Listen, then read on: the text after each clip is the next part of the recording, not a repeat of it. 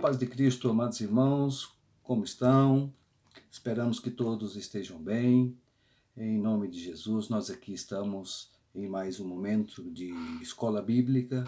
Nesta oportunidade, trazendo para compartilharmos um estudo da lição de número 12. É a lição que faz parte de uma série voltadas aos estudos sobre a unidade cristã, com o título Um Só Povo. E a lição de hoje, ela traz aí uma apresentação sobre a nossa organização.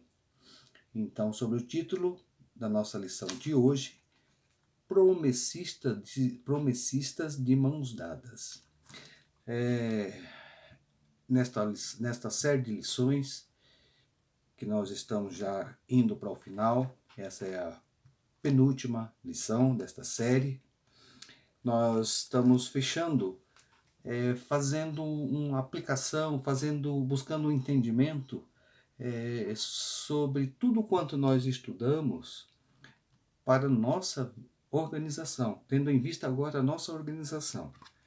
Lembrando que nesta série nós tivemos a oportunidade de estudar, explorar bem mais a fundo esse tema, a unidade.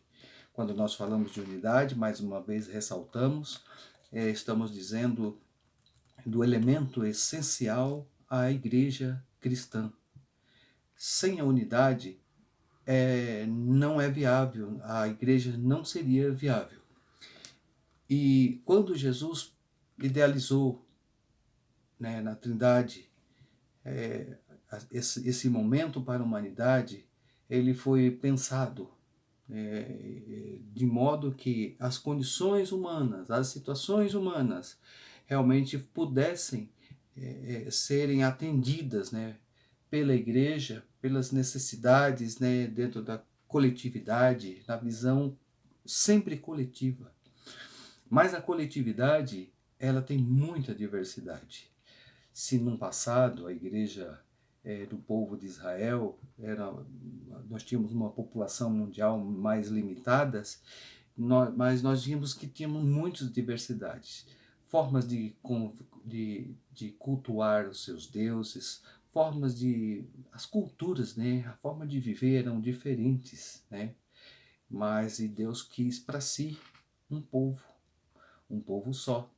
Um povo que levava consigo, já trouxesse consigo as características e os sentidos daquilo que Deus estaria estabelecendo para a humanidade.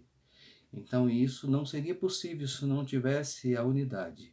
No mundo mais atual, depois de Cristo, nós vimos que o Evangelho se expandiu, por toda a face da terra. Então, logo nós vimos uma diversidade muito mais ampliada de culturas, nações, enfim. E em meio a tudo isto, a pergunta é possível haver unidade? Pelos estudos que nós tivemos, isso foram bastante favoráveis a esse entendimento. É claro que é possível. Na verdade, existe uma necessidade de sermos unidos em meio às diferenças, porque as diferenças nos completam. Porque é como a mesma palavra nos traz aí a ilustração do corpo. Como é que o corpo é constituído? De partes diferentes. São dedos, são mãos, são pés, são braços, são pernas, são órgãos diferentes. E que em meio às diferenças, as suas próprias diferenças dos órgãos, dos membros, eles acabam compondo um só corpo. É esta mesma ideia que se aplica, que Jesus se pensou para aplicar ao seu povo na face da terra. E aqui nós estamos, em nome de Jesus, pensando e buscando exercer isto, ampliando esta consciência para que nós venhamos conduzir nossas vidas de modo que nós estejamos corroborando, contribuindo, com as nossas com a nossa forma de ser, nossa maneira de ser e em meio às nossas diferenças, mas buscando ser unidos aqui. De lembrar que a mão depende do braço, o braço depende do ombro, o ombro depende do tronco, e assim isso reflete a necessidade que nós temos uns dos outros como membros.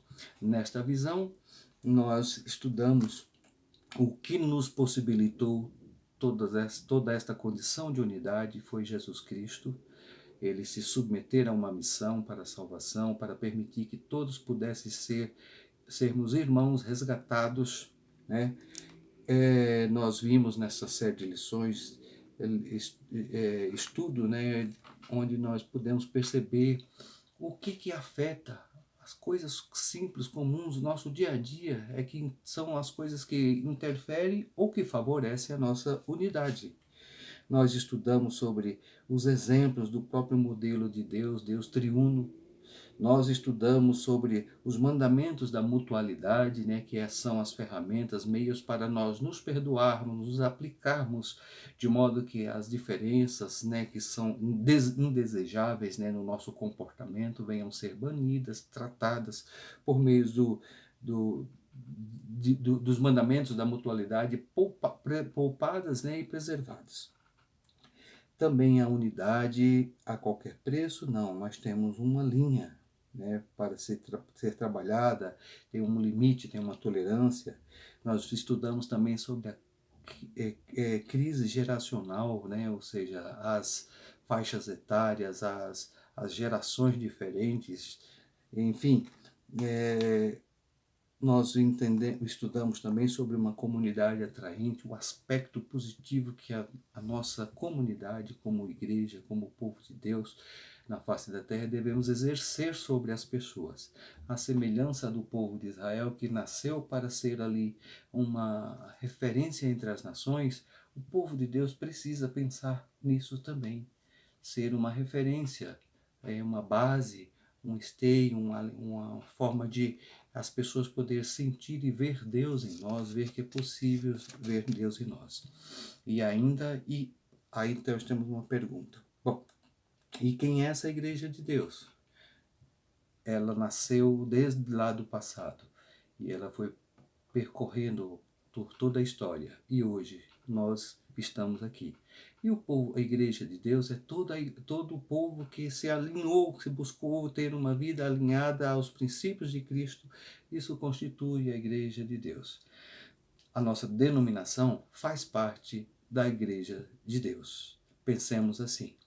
E por que nós precisamos também pensar em denominação? Porque a nossa denominação, nossa organização, sem entrar no mérito de outras igrejas, né, nós precisamos entender que ela precisa cumprir um papel positivo em nossas vidas, de nos fazer estarmos num processo de crescimento, de fortalecimento nessa condição de religar a Deus e de aplicar os princípios e de sermos instrumentos, pessoas de Deus aqui.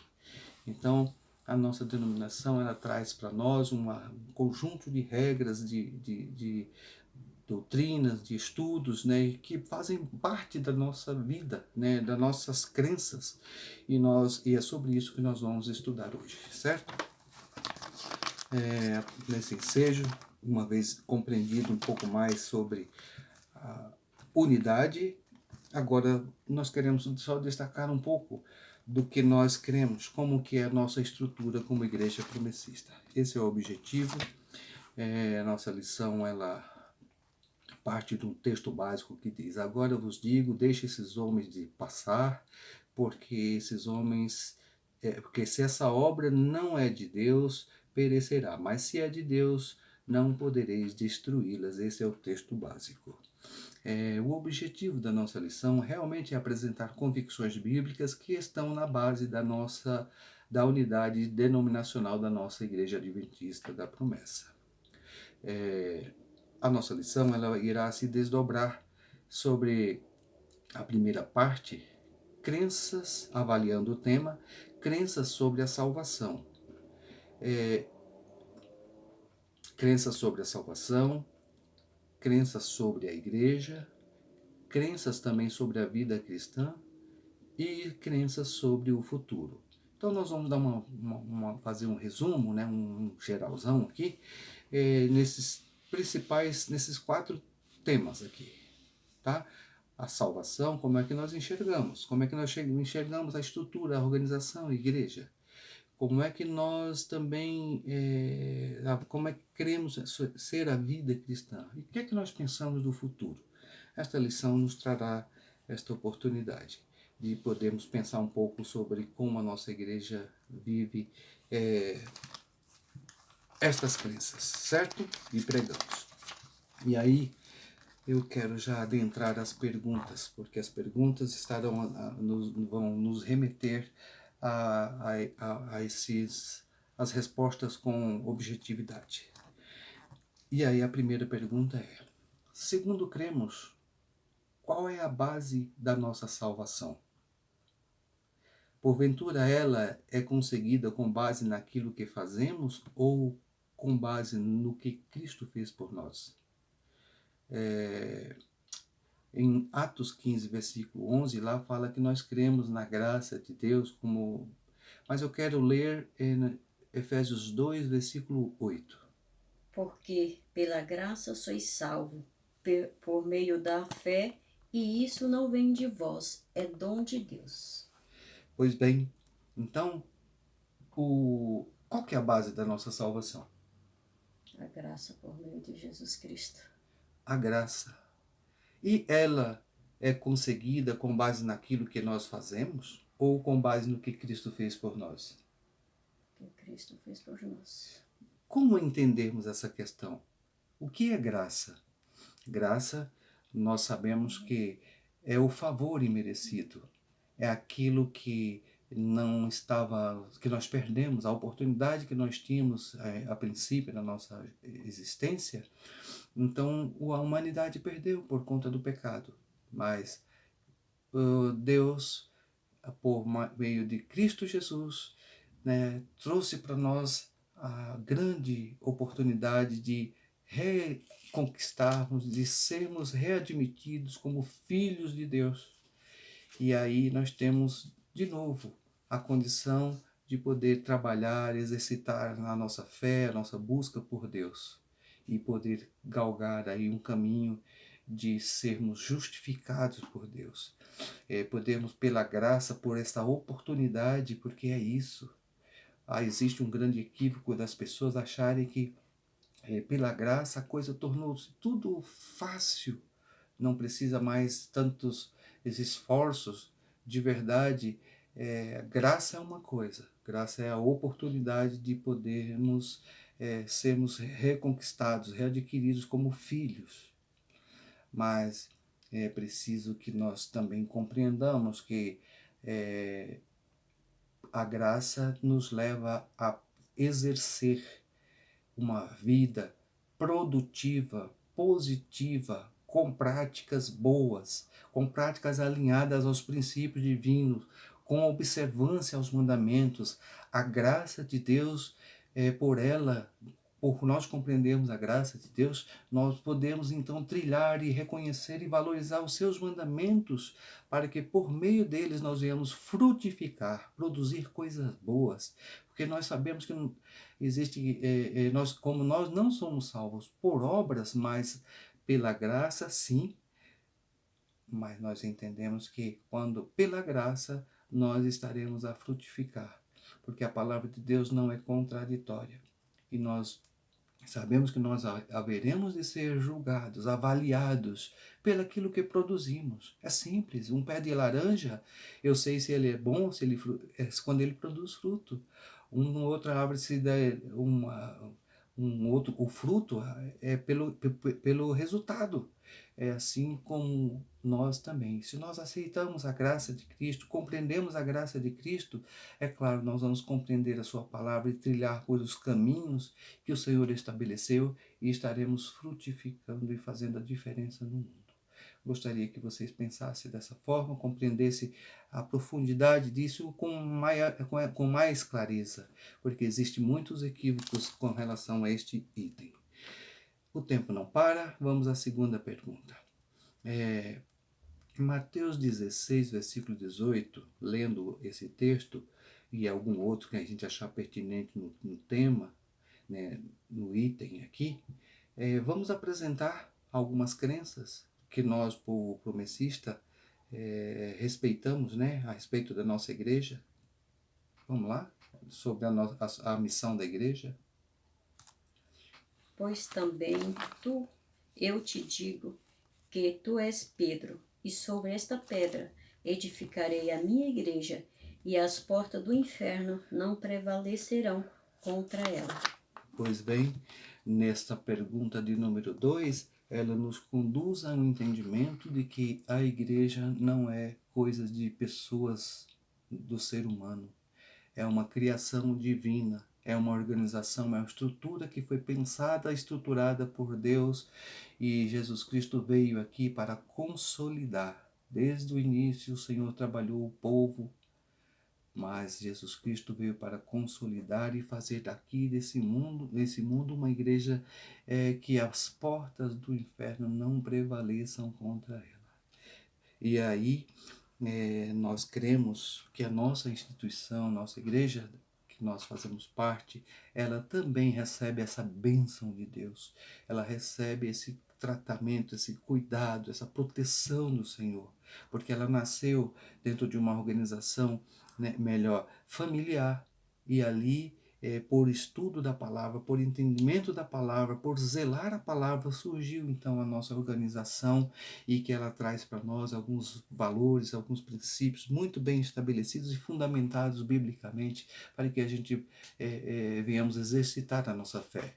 Isso sem entrar no demérito de nenhuma outra denominação, mas falando da nós, ela é bastante firme, né, bem fundamentada na palavra do Senhor. E aí eu quero dizer em que nós cremos, né? Apresente para a classe quais são as crenças, né, que nós temos aqui. Aí nós podemos, a primeira dela, nós cremos que é a igreja é de Jesus e foi ele que fundou, e que Jesus é aquele que é o nosso único e suficiente Salvador, que tudo acontece pelo Senhor. Nós cremos que ele também organizou a nossa igreja, estruturou com uma missão, a missão de anunciar a salvação, a missão de ajudar a rebanhar, a acolher adoradores, amparar necessitados, alimentar esperança no mundo. A nossa igreja tem esse papel. Tem uma estrutura também de pessoas que foram separadas para isso, é o corpo de consagrados, os diáconos, os presbíteros, né, que são as classes de pessoas designadas, estabelecidas pelo próprio Senhor, para que pudesse estar aí na liderança, na condução, na organização desta igreja. Então, basicamente é isso. Sabemos que, pensando ainda em igreja, nós temos algumas práticas que diz respeito à coletividade. Por exemplo, o batismo, o lava-pés, a Santa Ceia, são coisas que nós olhando, foram estabelecidas pelo Senhor para a igreja. Então, e tem a ver com coletividade, certo? Então são coisas que vale a gente pensar que não estão aí por invenções humanas, mas pelo que o Senhor estabeleceu. Inclusive, cada um, né, tem sua importância, né? Cada ordenança dessa, né, a cerimônia da humildade, é para que nós tenhamos o exercício da humildade diante de uns para com os outros, né? Uns para com os outros. Nós falamos estou falando do lava-pés, falando da Santa Ceia, nós falamos da comunhão, estar juntos no partir do pão, mas não há um pão vivo que desceu dos céus, o pão de Jesus Cristo. Participar da vida dele é comunhão, coisas acima dessas situações comumente humanas aqui. É algo espiritual, é algo que nos faz estar conectados com o autor, com aquele que estruturou e pensou a igreja. Certo, irmãos? Nós pensamos também que a igreja ela também tem a sua necessidade de ser mantida. Então tem também, não é invenção humana, os dízimos e as ofertas que trazem esse papel de trazer o sustento para a igreja. Tá bom? Então, um pouquinho nessa segunda parte, do como é pensar as nossas crenças sobre igreja, certo? Deixa eu ver se tem mais alguma coisa relevante que podemos estar destacando aqui. Basicamente isso, né? Vamos limitar por aqui, porque o tempo não para.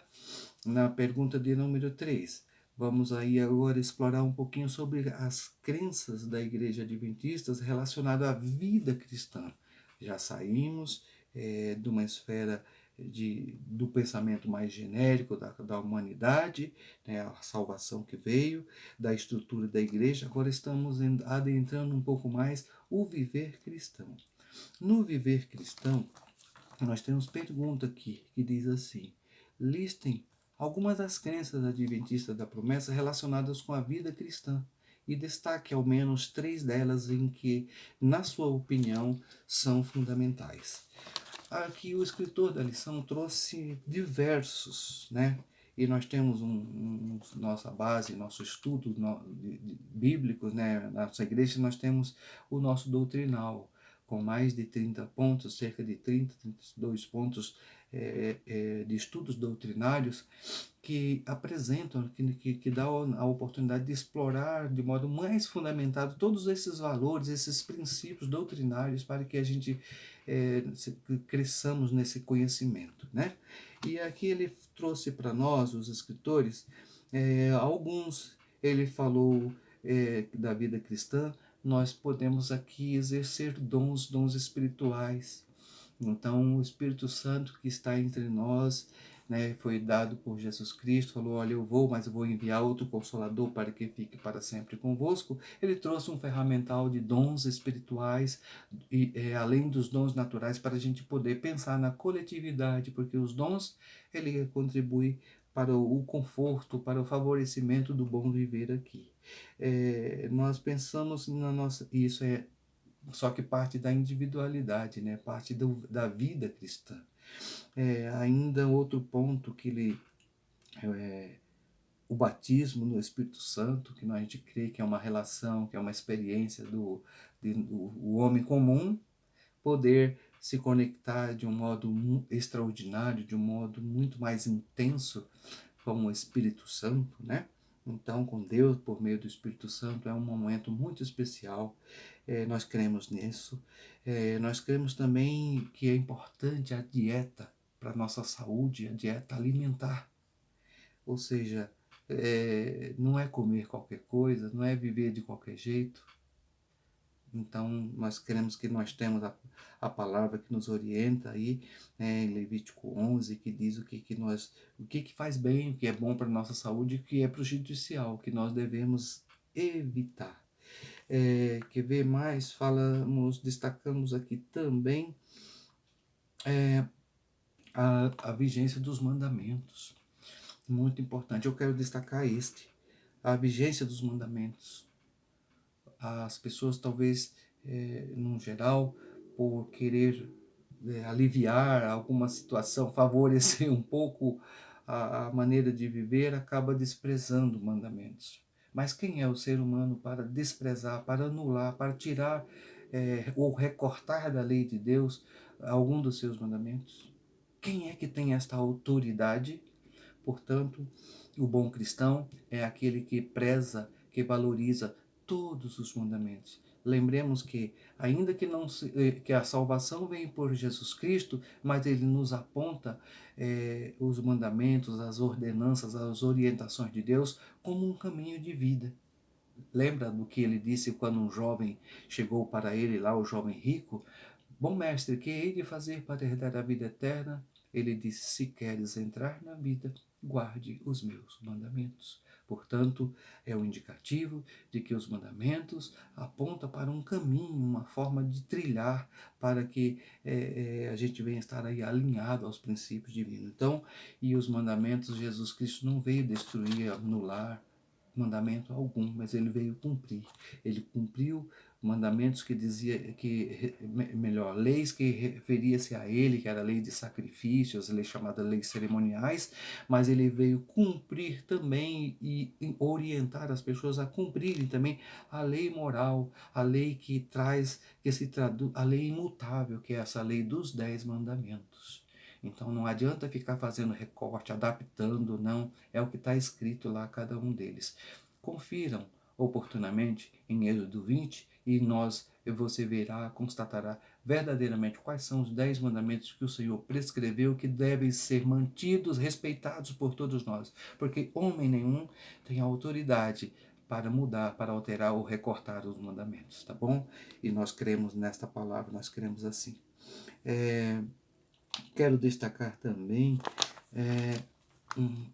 que a oração é uma forma real de podermos falar com Deus. Entre as nossas crenças, nós estamos falando da vida cristã, a oração faz parte da nossa vida e ela pode ser, digamos assim, deve ser exercitada e entrar como um meio de nós podermos estar sempre conectados com Deus em qualquer lugar. É um privilégio muito grande poder falar e ser ouvido pelo Senhor do universo. Ele nos possibilita isso, né? E aí, para destacar... Hã? E a cura, né? A oração e a cura, né? Porque traz também respostas do Senhor com seu poder para curar, né? Para tratar as pessoas, enfim. Mas uma coisa muito importante que nós não podemos deixar de destacar aqui, que é a questão da família. Também a nossa igreja, falando na vida cristã, nós reconhecemos a família, o casamento como algo sagrado. A família é algo sagrado.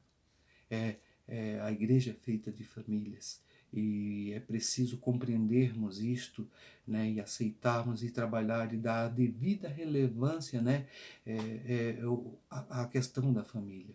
Família não foi feita para ser destruída, não é algo banal. Existem pessoas que vão pelas influências do mundo e inclusive hoje nós vemos que as famílias têm sido alvo do maligno, né? Muitas vezes para destruir, e muitas pessoas têm se permitido ser instrumentos malignos para destruir lares, para destruir famílias. Pensemos muito bem na responsabilidade que o Senhor estabeleceu. É o melhor, é o lugar mais sagrado, mais importante para a vida humana. É onde nasce, é o berço da vida aqui. É o berço onde nasce e a vida toda se discorre. É no âmbito familiar. Portanto, há uma necessidade grande de que nós cristãos compreendamos a importância e o valor que tem a família, certo? E a nossa igreja preza por este ponto também. Bom, entre tantos outros pontos, irmãos, nós temos também ele fala aqui da mortalidade, da imortalidade. Nós não cremos na imortalidade, nós cremos que haverá, quando o homem morre, né, ele perde a consciência e passa para um estado de repouso, para só ser despertado no dia da ressurreição. Mas eu quero ir à quarta pergunta, que ela vai nos ajudar um pouco mais nesse andamento dessa questão. Atos 1:11. O que aqui nos diz? Apresente de maneira resumida os 4 pontos de nossa crença quanto ao futuro. Só lembrando, estudamos sobre a primeira parte, como a igreja no mundo, como é ver a igreja no mundo, a estrutura, né? Como é que, vamos lá. Crença sobre a salvação, melhor, sobre a igreja e sobre a vida cristã. E agora, o que é que nós pensamos com relação ao futuro? Os quais lhe disseram: varões galileus, por que estás olhando para o céu? Esse Jesus que dentre vós foi recebido em cima no céu, há de vir, assim como para o céu o viste ir. Pois bem, isso está dizendo que nós também cremos. O que nós cremos como igreja? Nós cremos no futuro. Não é que morreu, já está na glória. Nós cremos que o fim dessa vida aqui, ela é comum. É o túmulo, né? A morte. para haverá grupos de pessoas que também, na ocasião da volta de Jesus, que poderá não passar pela morte. Mas nós conhecemos que haverá o dia, esse que o Senhor nos disse aqui, esse mesmo Jesus que os discípulos viram subir, todos nós haveremos de ver descer, voltar. Este é o dia da volta de Cristo Jesus. Resumidamente, o que vai acontecer? Como é que nós cremos? Que Jesus Cristo virá, que os mortos que estão, os justos, ressuscitarão no dia da sua volta. Os que estiverem vivos, né, naquele dia, seremos transformados para juntos subir com Cristo e passarmos com Ele um período, uma estada com o Senhor. Depois disso, haverá a segunda parte, o segundo momento, nesse momento que o Senhor retorna, né, e leva os seus santos, os ímpios que ficaram vivos estarão mortos, aguardando o segundo momento, que será a segunda ressurreição. E onde na segunda ressurreição será um momento, um desfecho da história da humanidade. Apocalipse é um texto complementar, Apocalipse 20, versículos. E vi os mortos, grandes e pequenos, que estava diante do trono, e abriram-se os livros, e abriu-se outro livro, que é o da vida, e os mortos foram julgados pelas coisas que estavam escritas nos livros, segundo as suas obras. E deu o mar os mortos que nele havia, e a morte e o inferno deram os mortos que neles havia, e foram julgados cada um segundo as suas obras, e a morte e o inferno foram lançados no lago de fogo. Esta é a segunda morte, e aqueles que não foi achado escrito no livro da vida foi lançado no fogo do inferno. É nisso que nós cremos, que nesse dia, esse será o desfecho final, onde o Senhor estará retornando para a terra, e nesse momento dessa segunda ressurreição, melhor, já após essa segunda ressurreição, que haverá um tempo, no final desse pequeno espaço de tempo, dessa segunda ressurreição, o Senhor descerá e consumirá a todos.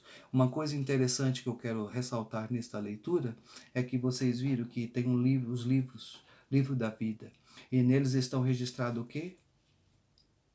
As nossas obras, quer sejam boas ou quer sejam más. Então ele diz que é por elas que nós haveremos de ser julgados.